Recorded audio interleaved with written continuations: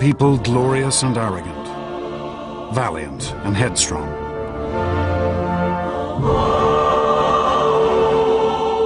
These were the men and women who laid the very foundations of Western civilization. Their monuments still recall perhaps the most extraordinary 2 centuries in history. A time which saw the birth of science and politics, philosophy, literature and drama. Which saw the creation of art and architecture we still strive to equal.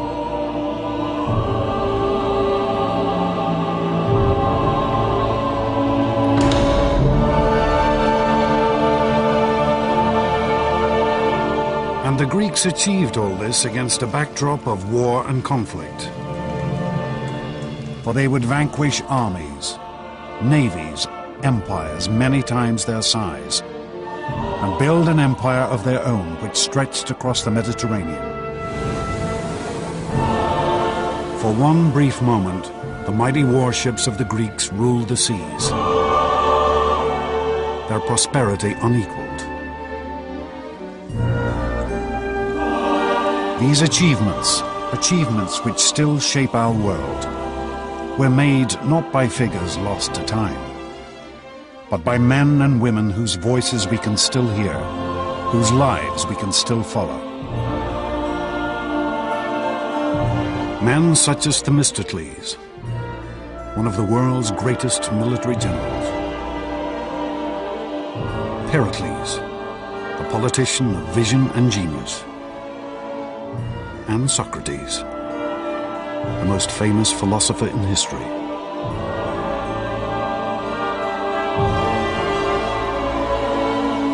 This is the story of these astonishing individuals, of the rise and fall of a civilization that changed the world.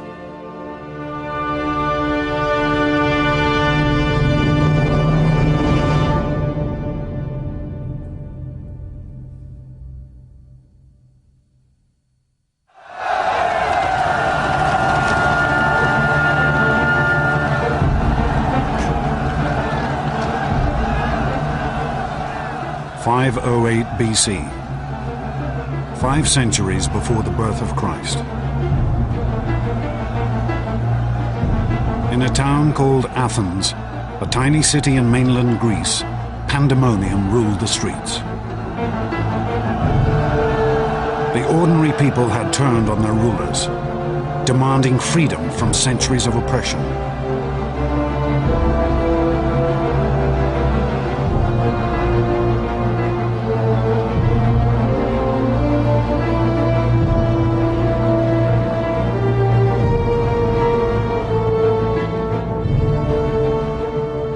At this moment, one man looked on. An Athenian nobleman named Cleisthenes.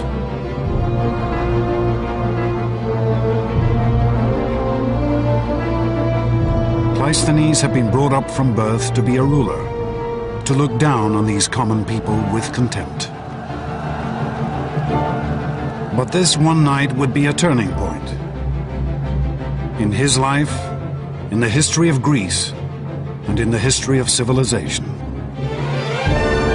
In a flash of inspiration, Cleisthenes would see that these ordinary people should have freedom, a chance to shape their own destiny, to govern themselves.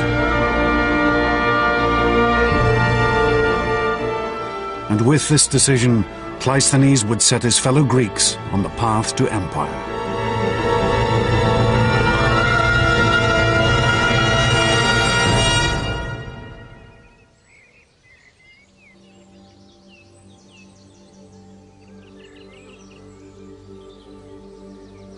Historians estimate that Cleisthenes was born around 570 BC.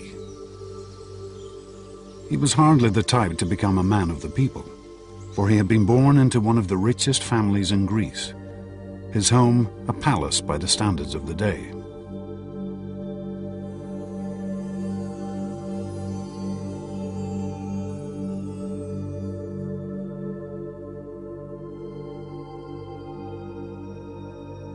Cleisthenes' family were called the Alcmaeonids. They were a wealthy and long-established political dynasty. He grew up in a world of great privilege, a world in which men of an elite background would expect to have certain privileges just given to them. The origin of Cleisthenes' family fortune is a tale typical of ancient Greece. A curious story lost half in myth. The first Greek historian, Herodotus, claims that Cleisthenes' grandfather once performed a favor for a great king named Croesus, a king of immeasurable wealth.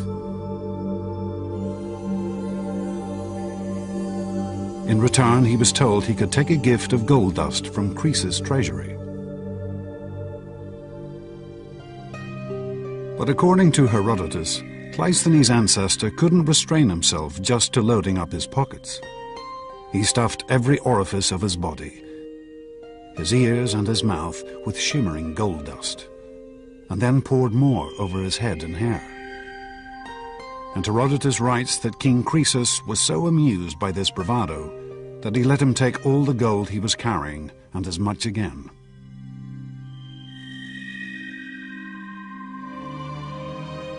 But whatever the source of Cleisthenes' family wealth, there is no doubt that they had used it effectively to gain power.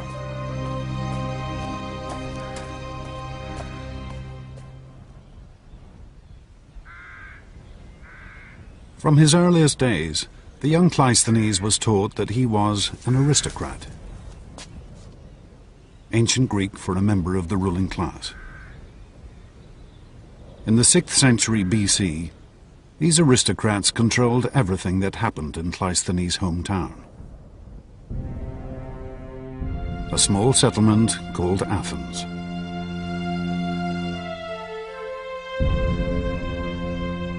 Athens lay in the center of a Mediterranean peninsula which Cleisthenes knew as Hellas, and which we now call Greece.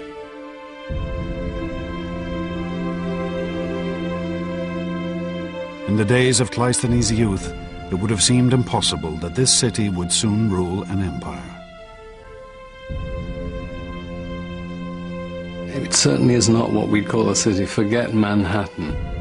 Athens in the center has public buildings, but otherwise I think one should imagine more village style of accommodation and habitation.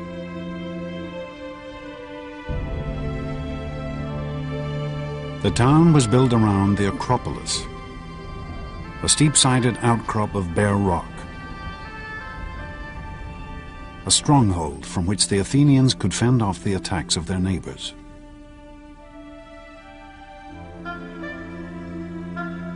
In the narrow streets surrounding the Acropolis huddled the simple homes of farmers and tradesmen.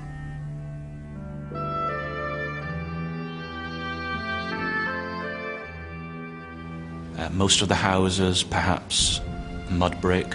There was no sewage, there was no waste collection.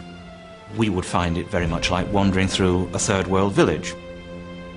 You would certainly be able to smell Athens as you approached it.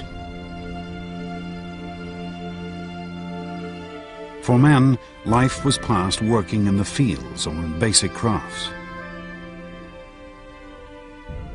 Women spent their days cloistered in the home, cooking, spinning, weaving. For these Athenians, reading and writing was a rare skill. There was nothing that we might call science or medicine. Life expectancy at birth was less than 15 years. I think the idea that ancient Greek life was nasty, brutish, and short would be entirely accurate. Certainly, life was extremely tough.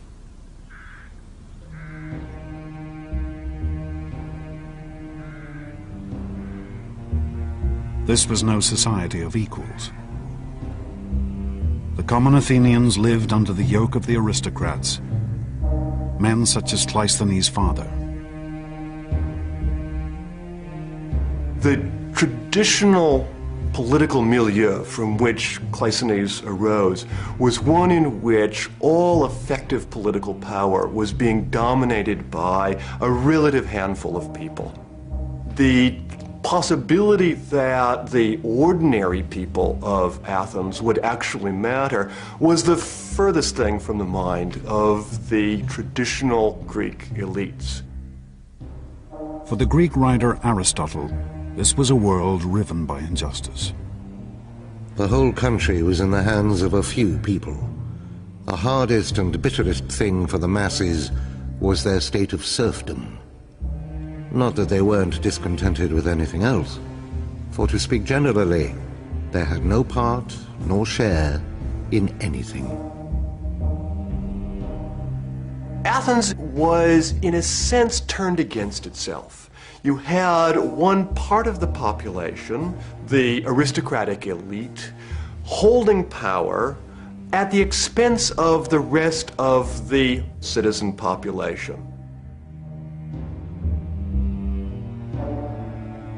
Dominated by aristocrats interested only in preserving their own power, Athens hardly seemed a state on the verge of building a great empire. But then Greece also seemed an unlikely land to give rise to greatness. If you look at the physical world of Greece, it's not the kind of place that you'd immediately expect to produce a great civilization. Simply too many mountains. Greece does not have the obvious kind of physical unity that typically seems to be associated with the really great imperial civilizations of the ancient world. The great civilizations of Cleisthenes' day had grown up around rivers and the fertile plains stretching from their banks. To the south of Greece lay Egypt, where the regular flooding of the Nile sustained a civilization already 2,000 years old. And to the east lay the Persians,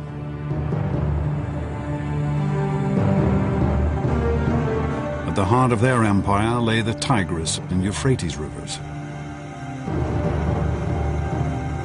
This was the very birthplace of civilization, the home of the world's first cities.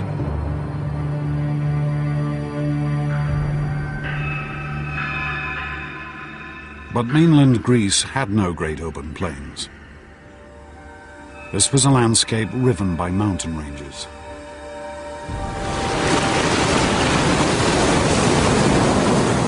Off her coast lay countless tiny islands. It seemed impossible for a single ruler to dominate this fragmented world.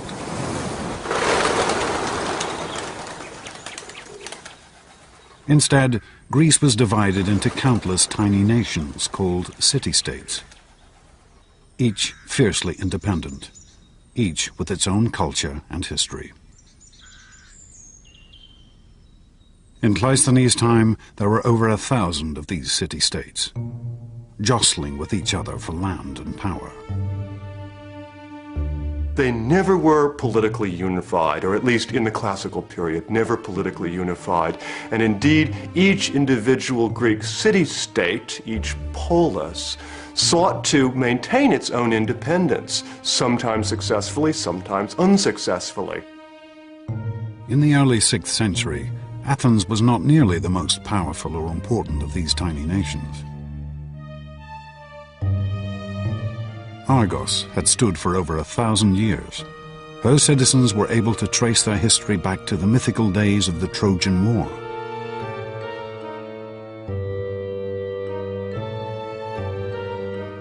The Corinthians dominated Greek trade. Their ships plied the Mediterranean, ferrying goods back and forth from Egypt, Assyria, and Italy.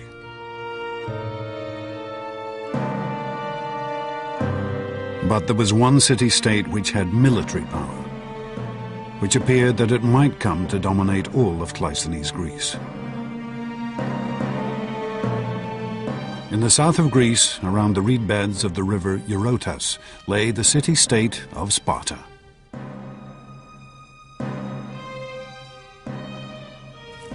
The Spartans were brought up from birth to be soldiers,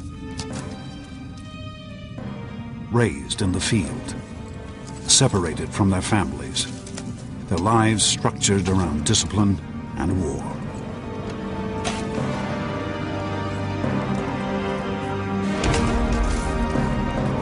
The centre of an average Spartan man's life was his barracks, and he was brought up to be a military man.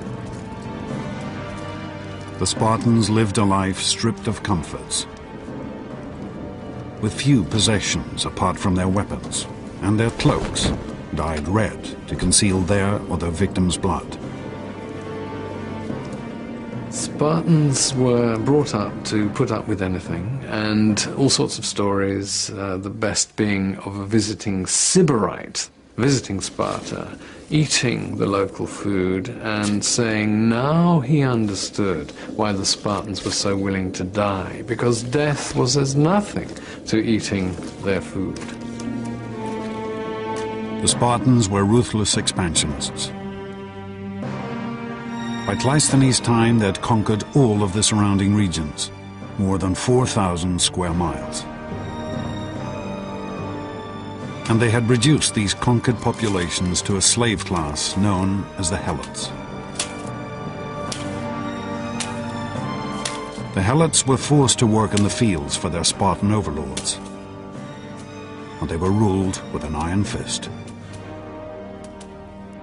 The Spartans every year declared war on the Helots, and the point of this was partly, of course, to reinforce their sense of identity as a warrior community, but also, rather calculatingly, to make it legitimate to kill a Helot. And Helot culling, as opposed to killing, was a regular practice.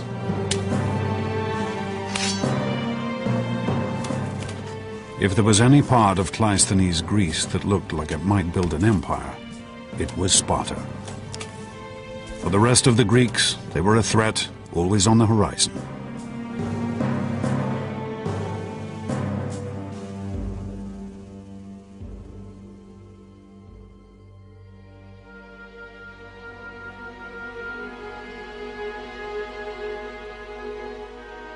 This was the world of Cleisthenes' childhood. Brought up a member of a self-interested elite in a state that was only a third-rate power.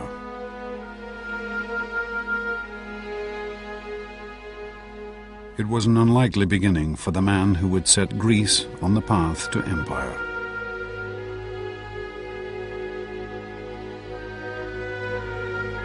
But then Cleisthenes had always been a man fired by a dream. A uniquely Greek vision of the greatness a man could achieve.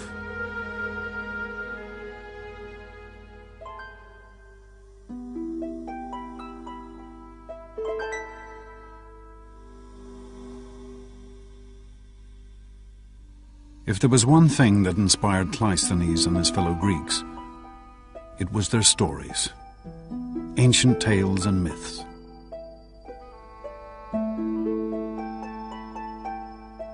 The country was continually crisscrossed by hundreds of traveling bards who recited these stories to whoever would pay.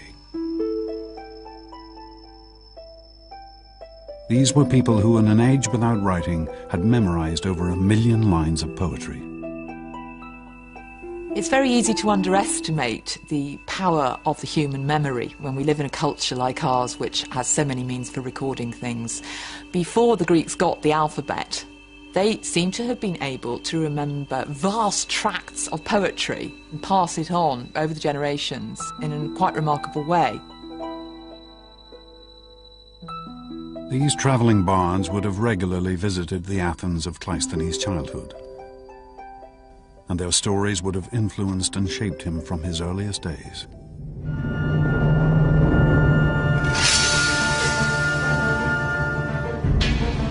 The two most famous tales these singers told are still preserved: the Iliad and the Odyssey, composed by the legendary poet Homer. These works tell of mighty battles and epic struggles. and at their heart lie the heroes. Mythical figures whose strength had won them power and glory. Heroes, almost by definition, were doers of great deeds. The more heads you knocked and the more young women that you deflowered, the greater your heroic status. Images of heroes are found all over Greek art. These warlike figures, valiant, beautiful, determined to seize victory at all costs, were the Greek ideal.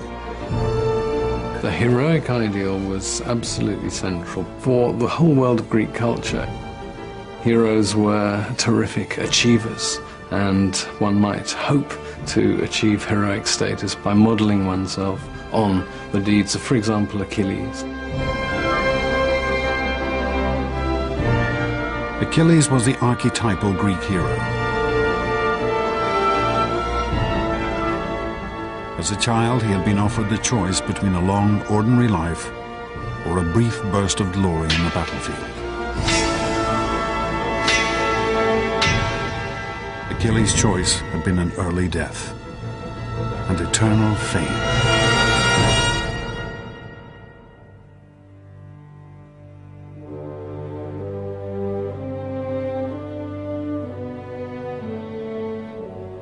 This, the vision of the hero, the ideal of the man of action, was the model that Cleisthenes was brought up to follow.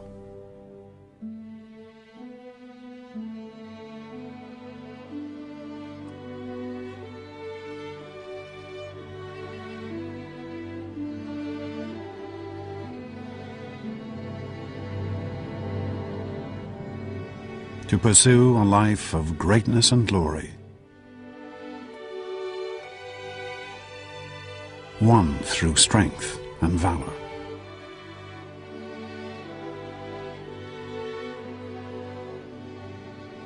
To seize power and victory for himself and himself alone.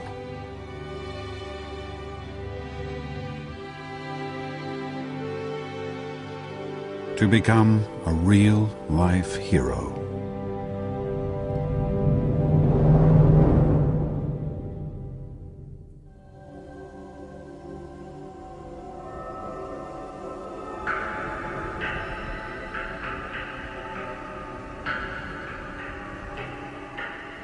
But Cleisthenes was not the only one to take the tales of the mythical heroes to heart.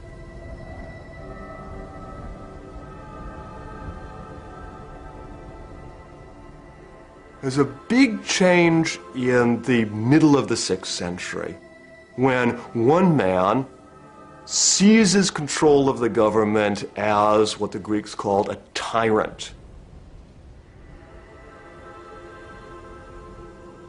The story of how this tyrant or sole ruler came to power has been preserved by the historian Herodotus. One day, a man of dignified and noble bearing rode into the city of Athens. Beside him stood a tall and beautiful woman. A woman he claimed was the patron goddess of Athens, Athena. This dashing figure demanded that he be given the rule of Athens, for like one of Homer's heroes, he had the protection of a goddess.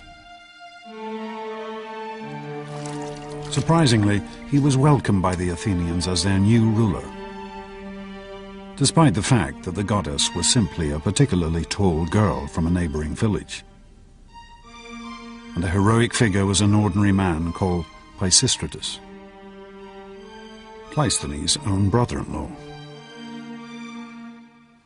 Pisistratus was, I think, an excellent politician. He was a man, without doubt, with an eye for the main chance. But as he consolidated his rule, it became clear that Pisistratus had far greater ambitions than simply gaining power. Pisistratus was an extremely intelligent man. He clearly understood that if he was going to maintain control of Athens, if he was going to be able to consolidate his rule and pass it on to his sons, which is clearly his ambition, he would have to find allies. Pisistratus took an extraordinary step. He turned to the common Athenians for support, undermining the whole hierarchy of aristocrats and commoners that had endured for centuries.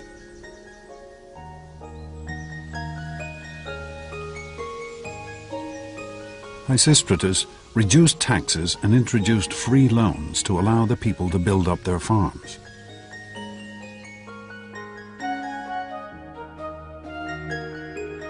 And by offering the Athenians the chance of prosperity, Pisistratus began to transform his city.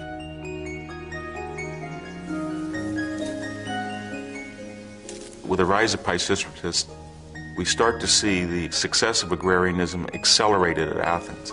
And that's going to be a kernel that's going to grow and grow and grow in the ensuing 2 centuries. And one of the results of that is we see more vines and olives.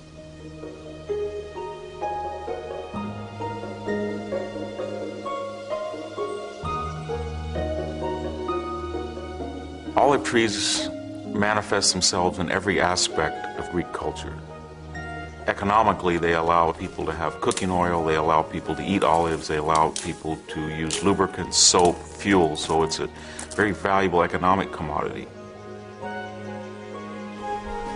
The land around Athens produced excellent olives, the best in the Greek world. And as production soared, the Athenians found a ready market for this oil.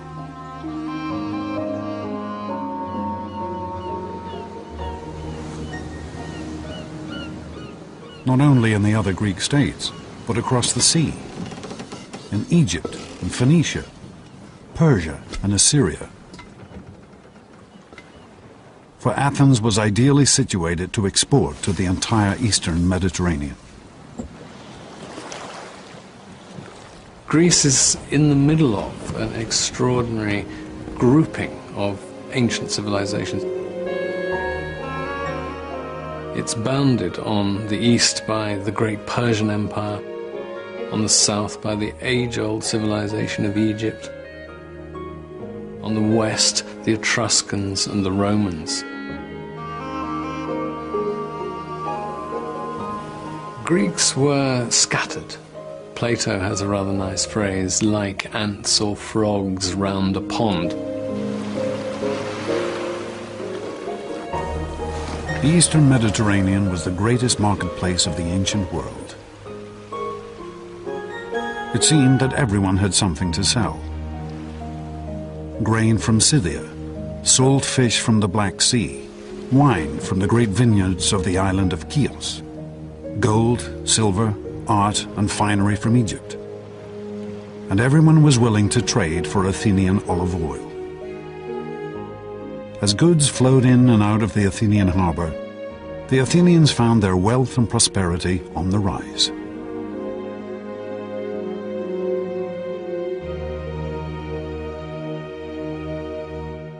But the most astonishing consequence of Athens' sudden expansion was to be found in the darkest streets of the city. Athens' first great artistic legacy, the vase.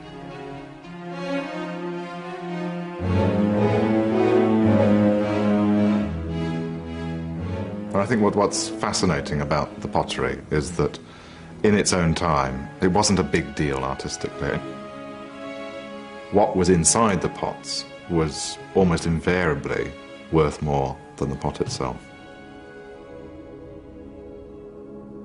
Here in the area known as the Keramikos, ancient Athens' red light district, could also be found the potters' workshops. These common artisans were amongst the lowest of the low in Athenian society. If you were a potter in Athenian society, I won't say you were the scum of the earth, but you certainly had no especial respect. It was hard, incessant work, unenvied by the citizen population. Pottery had been a staple across the ancient world for hundreds of years, used in the kitchen at home and for transporting oils and food. But it had always been simple in design, using geometric patterns and basic figures, designs based on Egyptian and Assyrian art.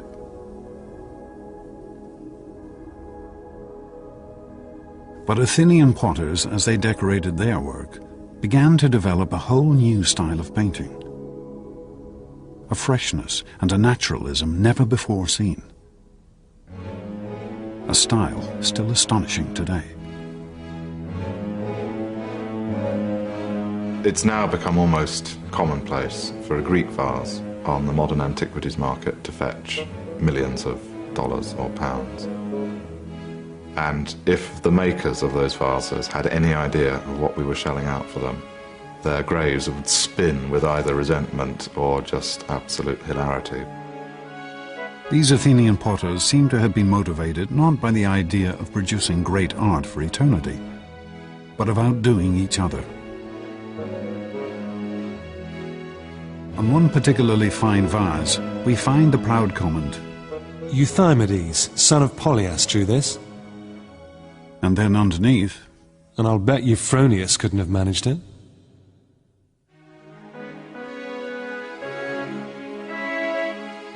for the first time in their history, the ordinary Athenians had tasted freedom, and they had shown their capacity for extraordinary achievement.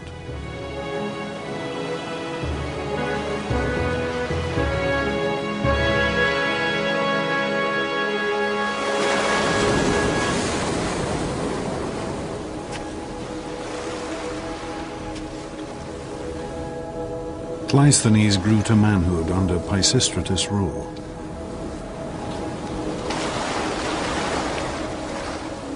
And he saw how Athens changed. His home had turned from a modest rural settlement into an international economic power.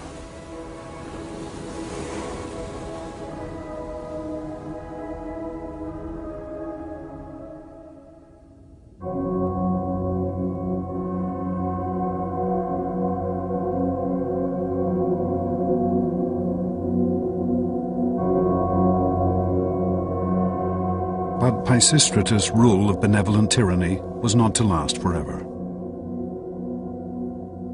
In the year 527 BC, he died and was laid to rest here in the Athenian graveyard. His son Hippias took over. At first, Hippias followed in his father's footsteps, ruling Athens with a fair hand. But soon, the Athenians discovered the perilous nature of tyranny.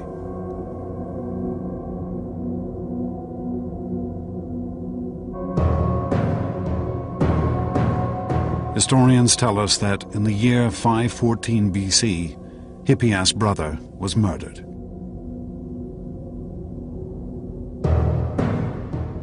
Aggrieved and bitter, the tyrant's behavior completely changed.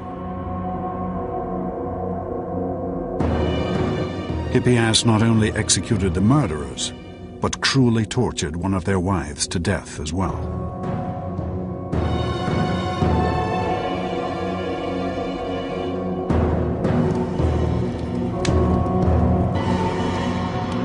Aristotle described the ruler's slide towards madness.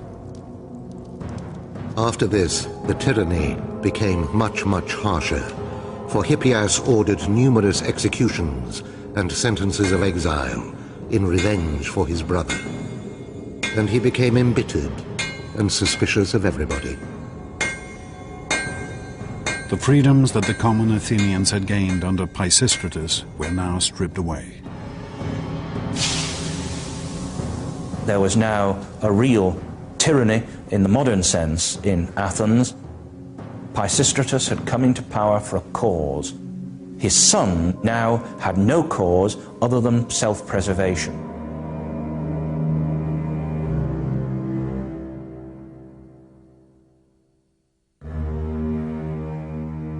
Life for Cleisthenes had now become increasingly dangerous.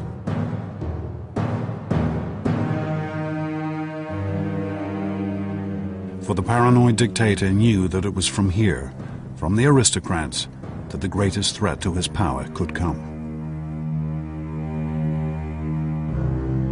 And Hippias' fears would be proved right. With the hardening of the attitude of the tyranny, the time now seemed to be ripe.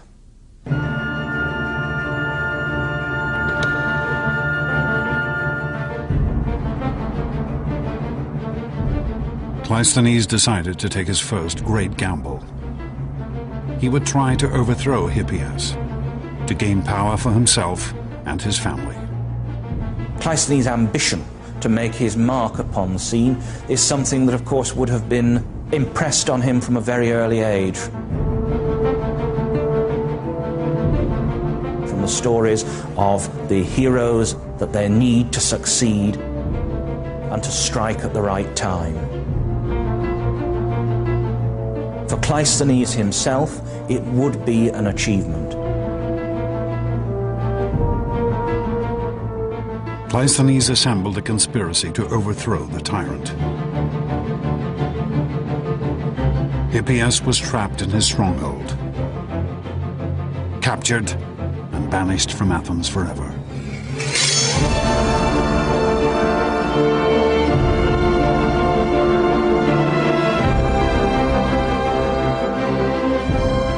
The year was 510 BC, and Cleisthenes was now one of the most powerful figures in Athens.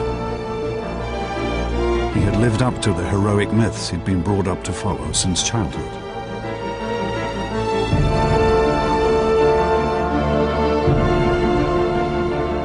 But Greek society was changing. The heroic urge that drove Cleisthenes was no longer reserved for the elite. It was now permeating every level of Greek society.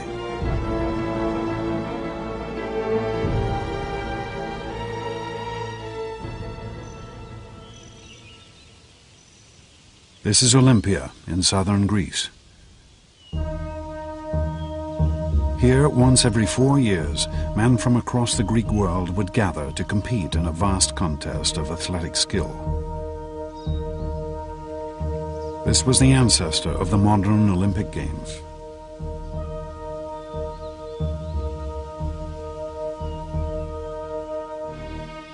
For the ancient travel writer Pausanias, the Olympics were the highlight of any visit to Greece. Many are the sights to be seen in Greece, and many are the wonders to be heard. But on nothing does heaven bestow more care than the Olympic Games. The Olympic Games were founded in 776 BC, 2 centuries before Cleisthenes had even been born. Then they had been an exclusive competition for the wealthiest of the Greeks. But by Cleisthenes' time, the Games had evolved to allow anyone to take part. A nobleman could now race against a potter, a king against a fishmonger. The Olympic Games were a chance for any Greeks to display the sort of heroic qualities that the heroes of Homer had displayed. The competitions had their roots in the skills required on the ancient battlefield. Chariot racing, running, wrestling, boxing. But here there was no real prize, just a wreath of olives, and fame throughout Greece.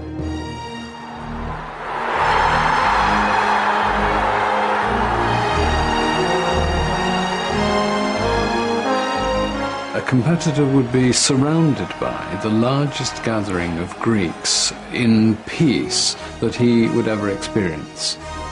Perhaps as many as 40,000 Greeks would gather for the Olympic Games.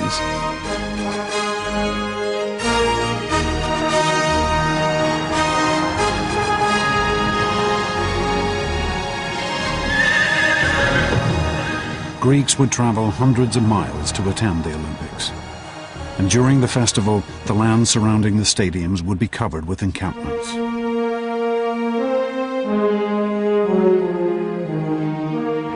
But the games were very much a male experience. Women were prohibited from entering the competitions, or even the stadium.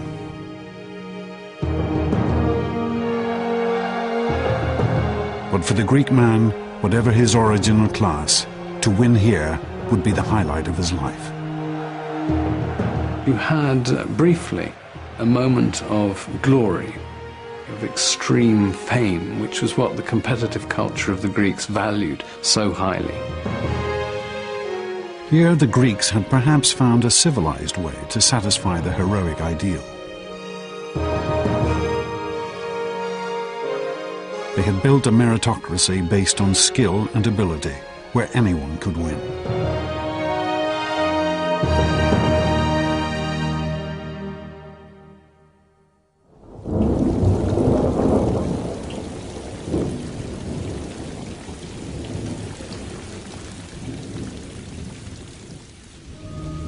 But a world where everyone could seize victory could only make Athens even more unstable. As soon as Cleisthenes gained power, he found that others were conspiring against him. Here, heroism still meant one thing: seize power whenever and however you can. The only rule is that you get what you can, and that you fight. You have to go in there and show that you can win.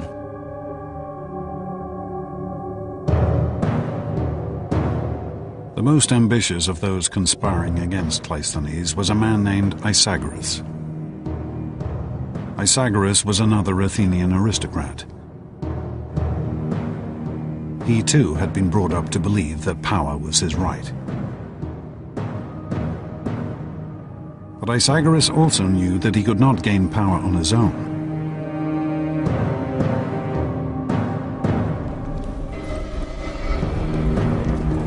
Isagoras took an unprecedented step.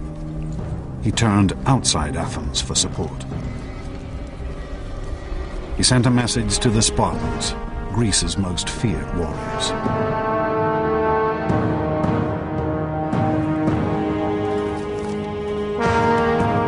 Isagoras was an old friend of the Spartans. Rumor had it that he had shared his wife with the Spartan king. The Spartans immediately provided a force of their finest troops to back up Isagoras' bid for power,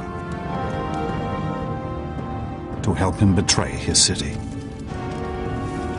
Isagoras really was upping the stakes. He brought in the most powerful state in Greece. It was pretty clear he was going to turn Athens into a subject state to Sparta.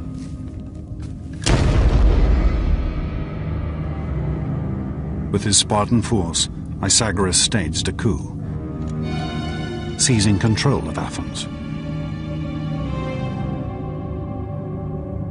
He and his troops would rule from the high point of the city, the stronghold atop the Acropolis.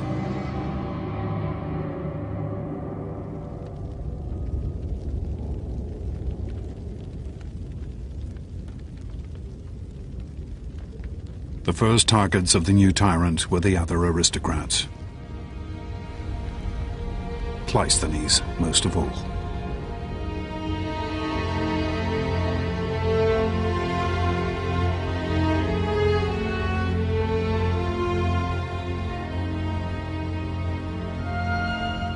Over 700 households were cast out of Athens, including Cleisthenes and his entire family.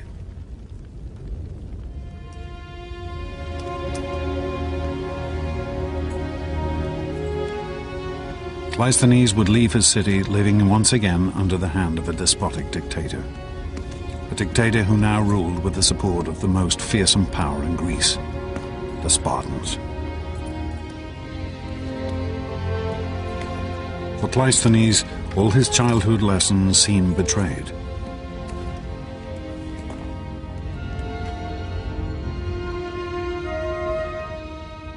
He had been brought up to be an aristocrat and a ruler.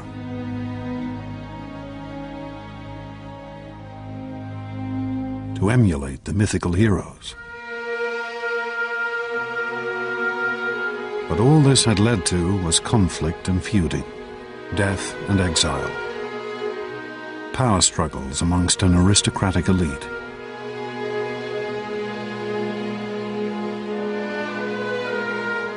How could Athens ever escape from this pointless cycle of violence?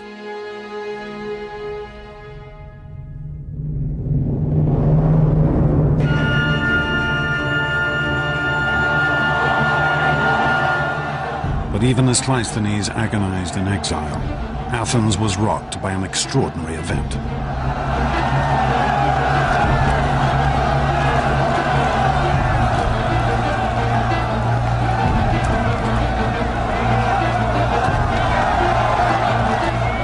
Like their mythical heroes, the ordinary people of Athens now took their destiny into their own hands.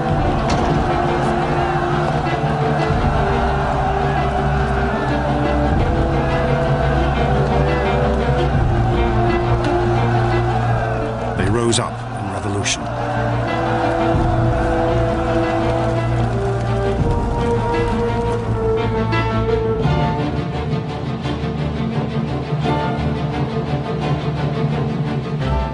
Isagoras and his Spartan allies blockaded themselves atop the Acropolis, the high point of the city. But even there, they could not escape the fury of the common Athenians.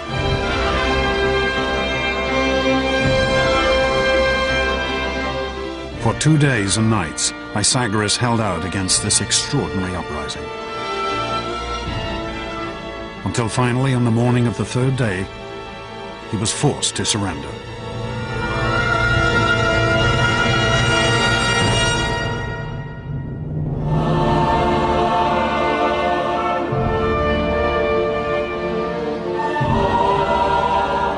The year was 508 BC. This would be Athens' first step to empire and glory. For the first time in recorded history, the people had turned on their rulers and seized power for themselves.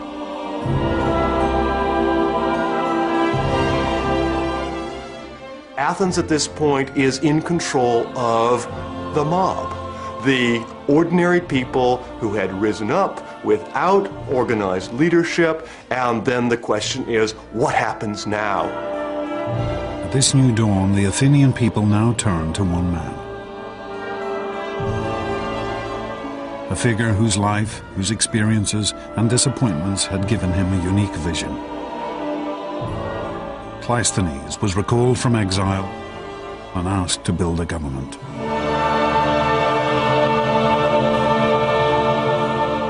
When Cleisthenes returned to Athens after the expulsion of the Spartans, he faced a really remarkable challenge. There was no possibility for just simply putting back in power a group of aristocrats. There was no possibility for him to declare himself tyrant. In a sense, what Cleisthenes had to do is design a revolutionary governmental solution for a revolutionary political situation.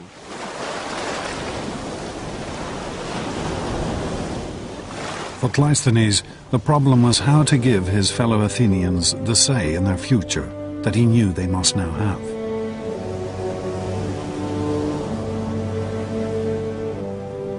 On an Athenian hillside, he had a great meeting place carved out from the bare rock.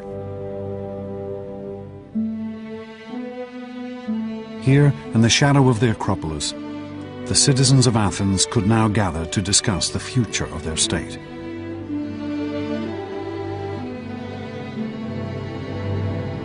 On these very steps, rich and poor alike could stand and address their fellow citizens.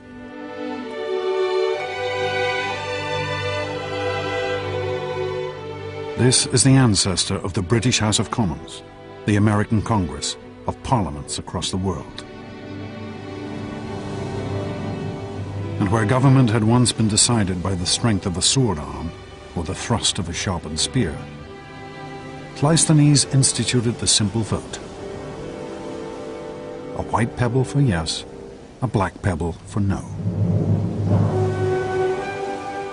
And with this elegant and simple idea, Cleisthenes instituted the rule of the people. A system of government which we now know as democracy.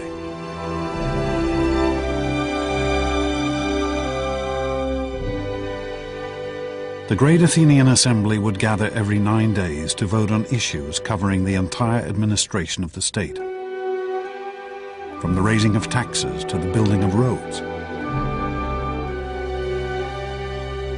from the price of figs to the declaration of war.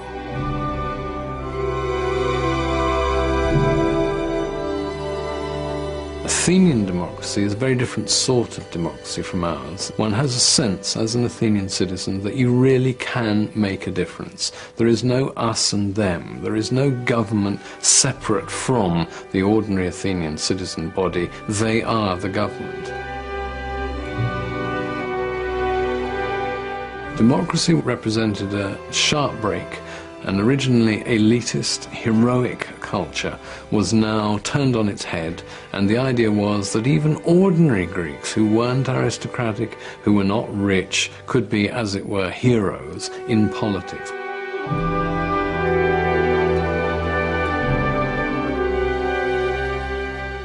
It was a system of government that would transform this tiny state, and would set off one of the greatest flowerings of civilization the world had ever seen.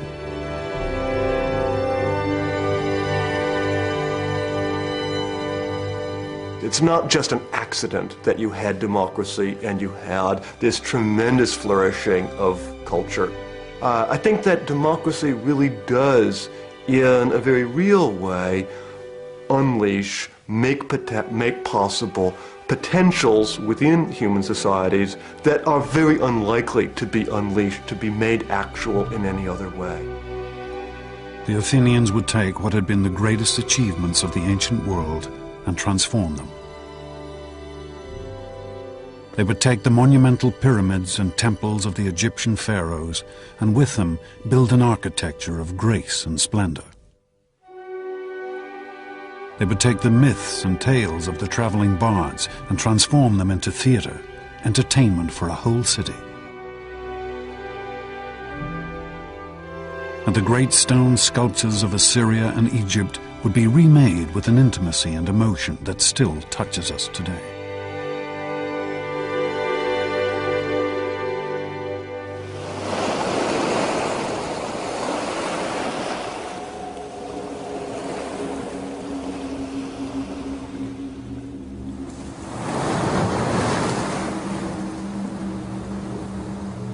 But just as Cleisthenes' democracy was gaining strength, a new threat was gathering in the east. The mighty Persian Empire. The Persians were the greatest power of the day. They ruled an empire that stretched from India to the Mediterranean. But as Athens had grown in power and confidence, the Persians realized that this tiny state on their eastern border might soon pose a threat.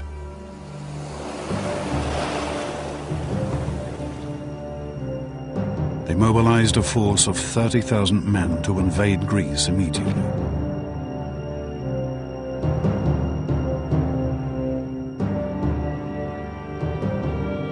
Cleisthenes' democracy, hardly born, was now to face its greatest test.